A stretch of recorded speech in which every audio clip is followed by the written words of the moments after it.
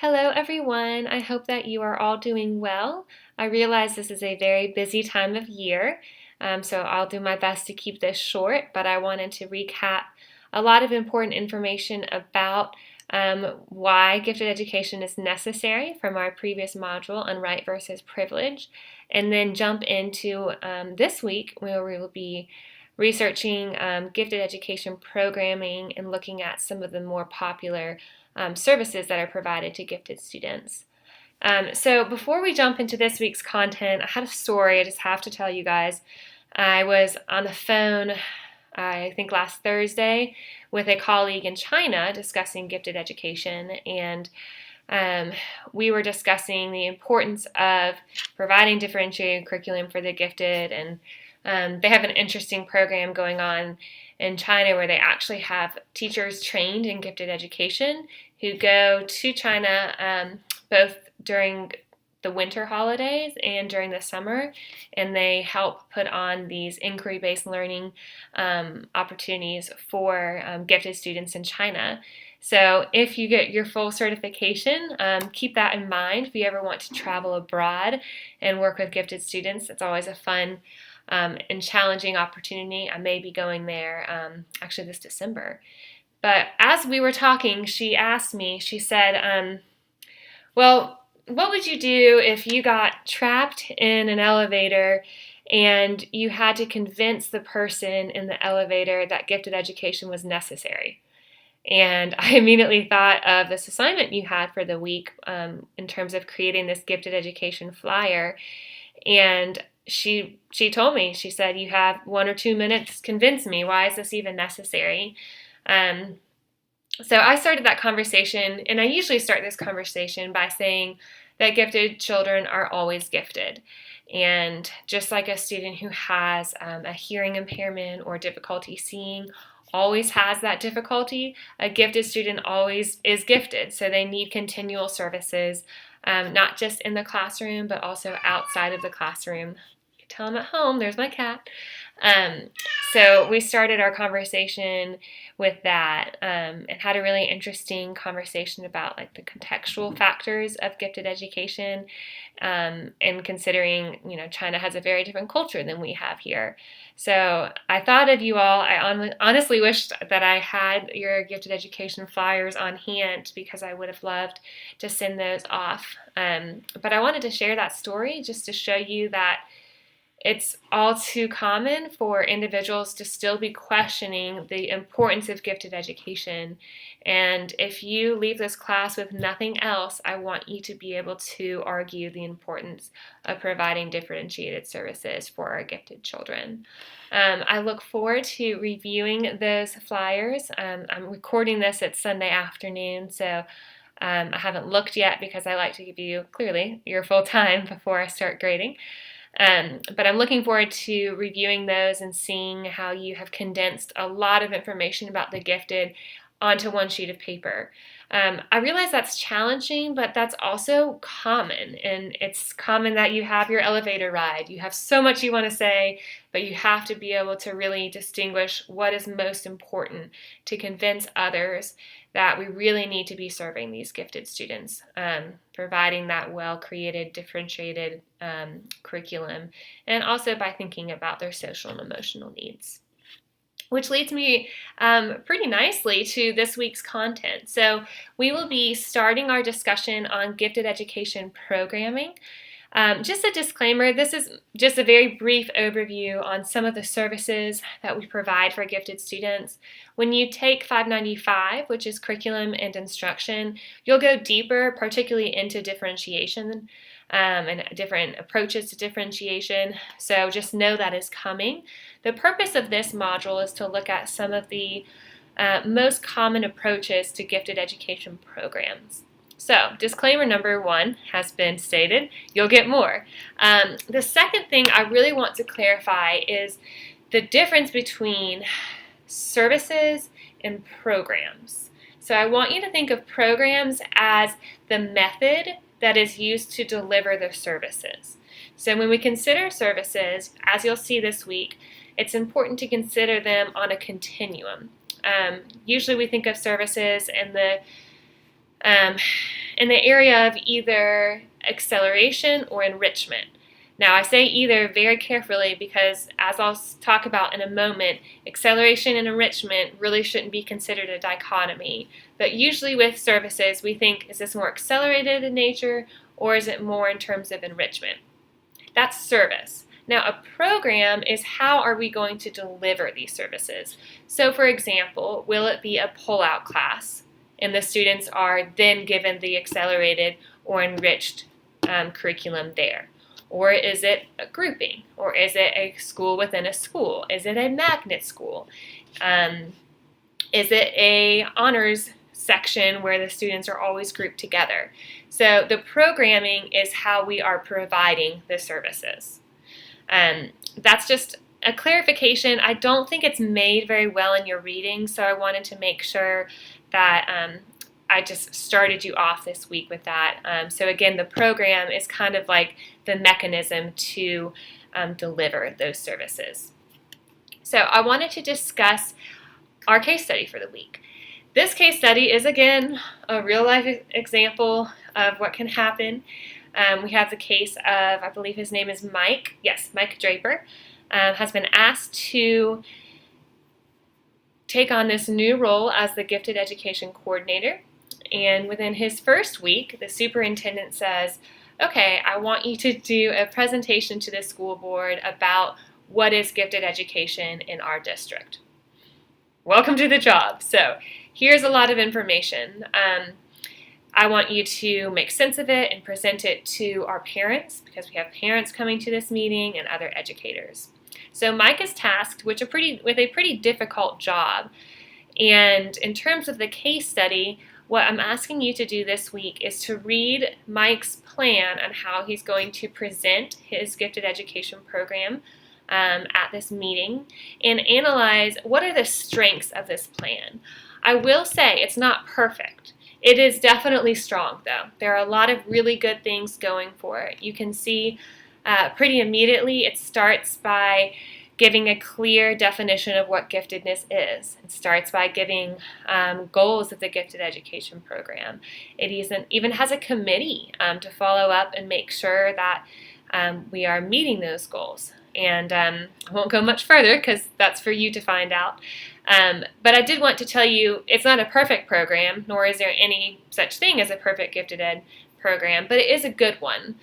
So in terms of this case study, for the discussion post, you're looking for the strengths that Mike is demonstrating in his description of the gifted education program.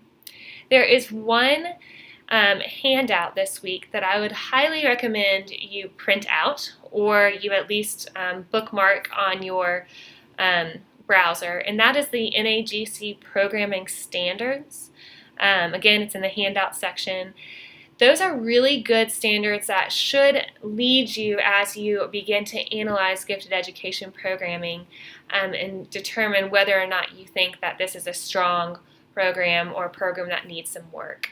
So when you are posting on your discussion posts and saying these are the strengths of Mike's program, I want to see evidence that you're bringing in those NAGC gifted programming standards. Okay, so what Mike has is what we call a level of services approach. So he lists 5 different levels of services that are available to gifted students. One of the big things you'll read about this week in terms of gifted education is the importance of having a continuum of services. So if you think back to not that long ago when we were in elementary school and you're either the turtle, the cheetah, or the bear, and we've got a lot of issues with that because we're just tracking our students and we're just labeling them as you're always gifted and we're just going to only provide to these students. That is a thing of the past, or at least it should be. What gifted education really should be is a continuum of services. So we are constantly providing rich and enriching curriculum for our students. And it's not just for the gifted, but it kind of gets more and more unique for the more highly gifted. So for example, when we look at Mike's program, he has 5 different levels of services. The first he calls talent development. This is for all students, whether or not you're identified as gifted or not. This is opportunities like mock trial, the science fair, creative problem solving programs such as Destination Imagination or Odyssey of the Mind. So that's level 1. Then he lists level 2, which is differentiation within the regular classroom. Most students are going to receive or should receive those differentiated services. The key to this level 2 is that it's very flexible.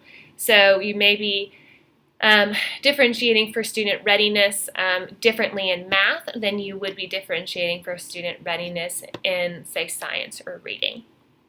Then we have level 3, which is specialized academic grouping. This is for many students.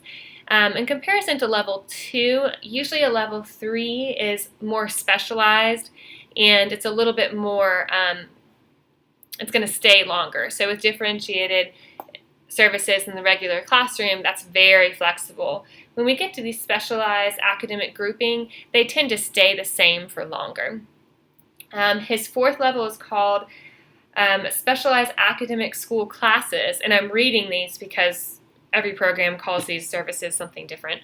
But specialized academic classes are going to be your AP classes, your full day gifted and talented classes, and that's not going to be for everyone. So everyone has the opportunity with these talent development courses, or activities rather, which is level 1.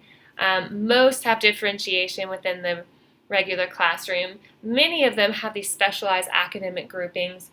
Some of them are going to be part of AP classes. Some of them are going to be pulled out in 4th or 5th grade for a full day gifted education program, but not all. And finally, his last, he calls a specialized district-wide opportunity. That's when we have things like magnet schools or IB programs. But the reason I wanted to take a minute and walk you through Mike's gifted education program is to point out the fact that everything is funneling into each other. So it's not like you're either in the program or you're not. When we think about identification, especially if there's something like a cutoff score, which we should never be making any type of identification decisions based off of one score. But let's just say that you had to be, this is fictitious because in South Carolina you have these 3 different components for identification. But let's say hypothetically, if you were you only could get into gifted ed if you had the 98th percentile in aptitude. Now, if that is your only option to get into gifted education, what happens if you're the 97.8 percentile? And we have this all or nothing attitude towards gifted ed. That means you either get it or you don't, and that's a problem. And a lot of people have this assumption in gifted ed that it's either one group gets everything or you get nothing. And as you read this week, I want you to really focus on that levels of services approach, that continuum approach, so that in Mike Draper's example for your case study, we are all getting these talent development opportunities. Many of the students are getting differentiated services within the regular classroom. And then as we get to level 5, only a few of them are participating in those district-wide services. But it's important to see that the programming is not an all or nothing approach. It should be provided on a continuum. Usually we don't formally identify for gifted education until the 3rd grade, and that is yet another reason why we should always be thinking in this continuum of services, because starting in kindergarten, we should already be looking for those different levels of readiness and interest. We should already be providing those differentiated services. We should already be connecting students with extracurricular activities. So it's not a process of sorting, it is a process of promoting rich learning experiences for all students. Oftentimes, I think when I meet people who don't work in education, particularly in gifted education, and they hear what I specialize in, they think that gifted education is about sorting the really bright students and giving them everything and then just leaving all the other students behind.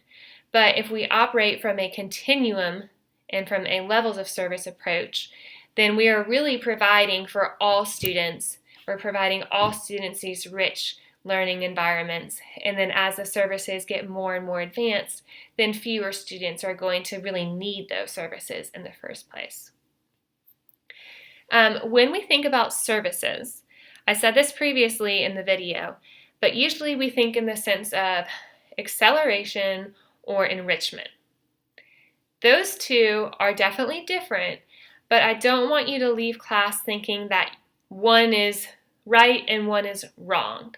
And I don't want you to leave class thinking that they don't connect to each other. So acceleration and enrichment definitely interact with each other. It is not an either-or option.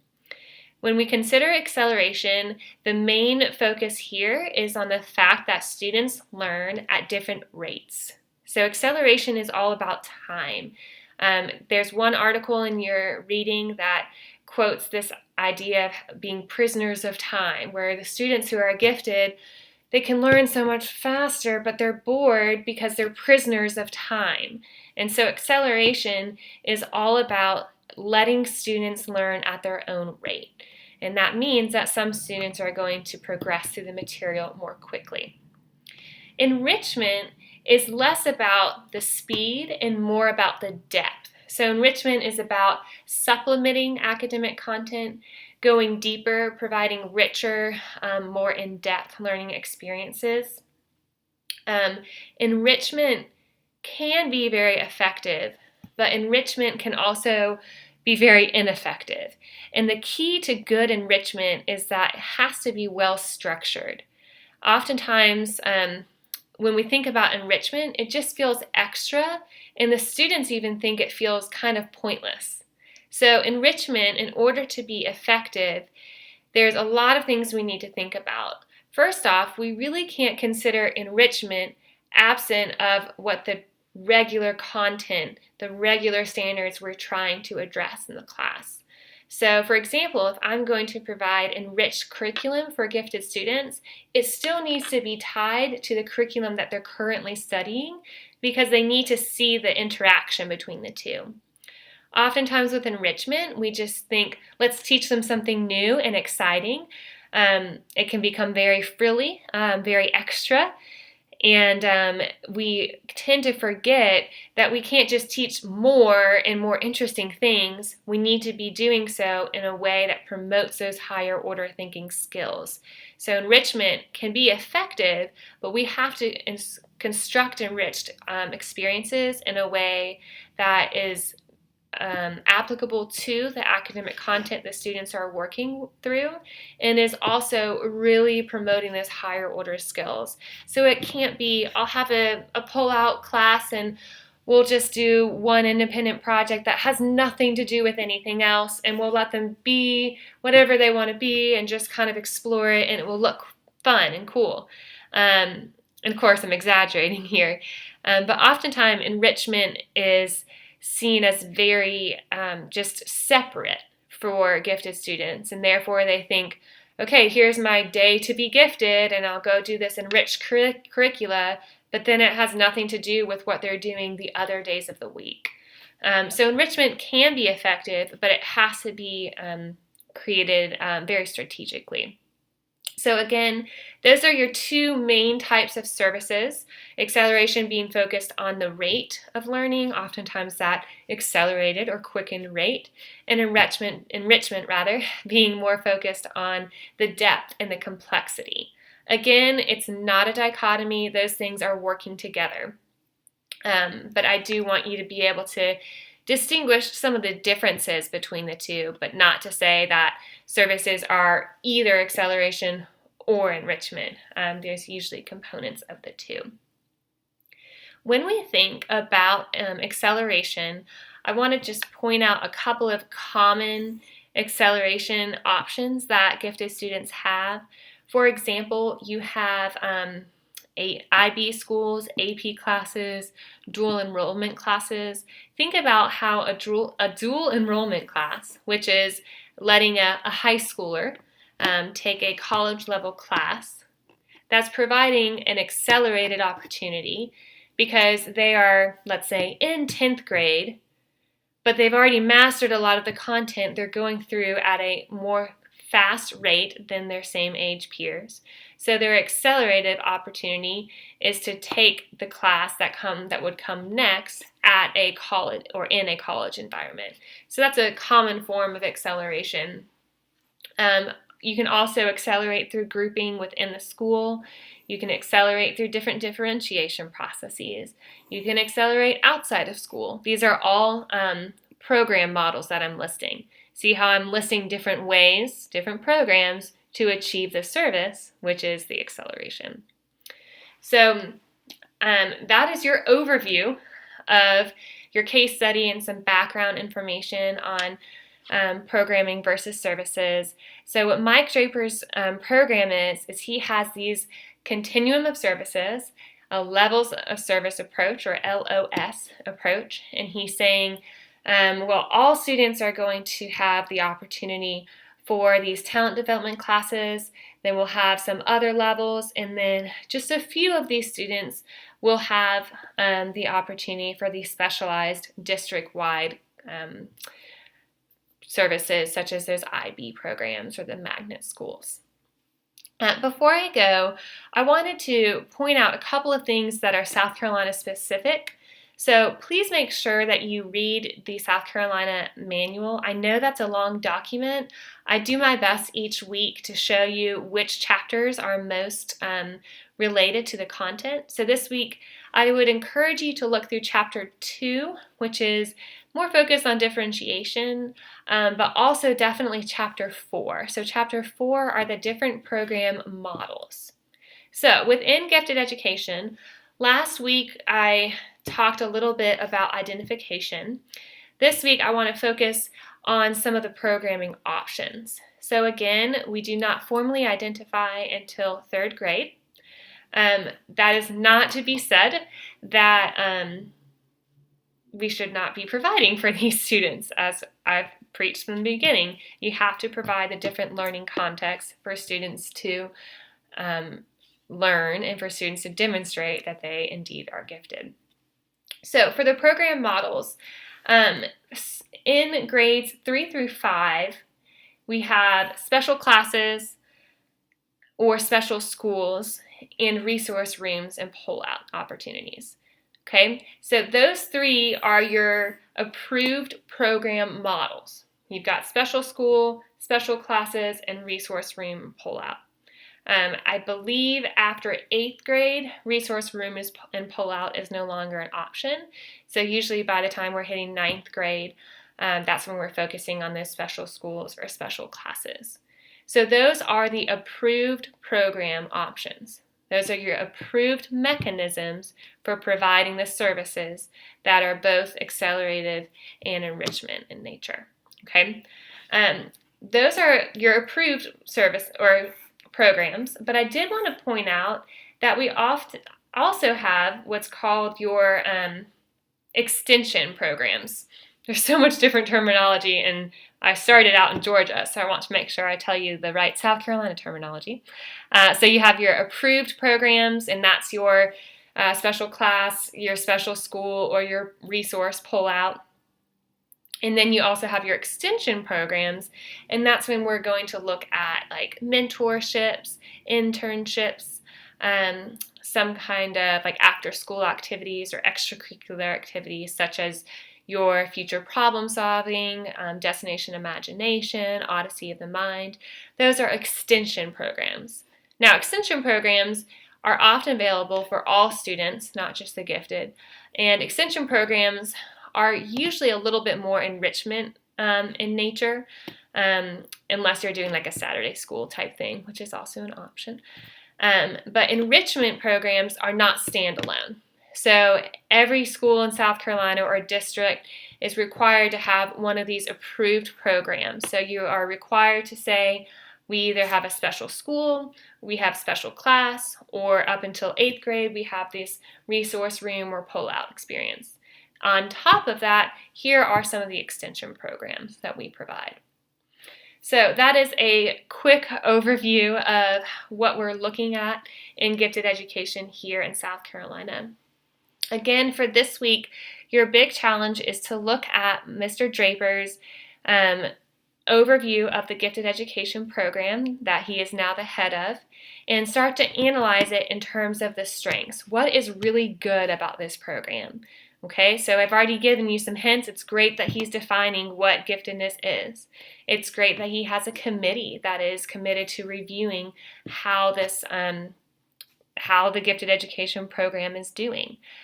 He's providing a levels of service approach, which is another best practice, because we know that students are changing, and so it's important that we provide services to all students, and then as it becomes more and more specialized, fewer students are going to benefit from them. So those services are available to fewer students. So the challenge for the case study is to analyze the strengths of Mike Draper's gifted education program. Again, please be sure to quote from the NAGC programming standards in that case.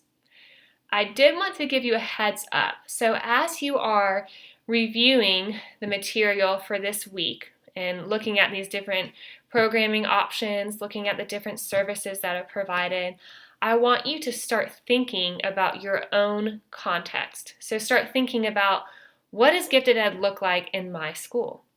What does it look like for maybe you're concerned about your children who are in school and whether or not they're receiving services.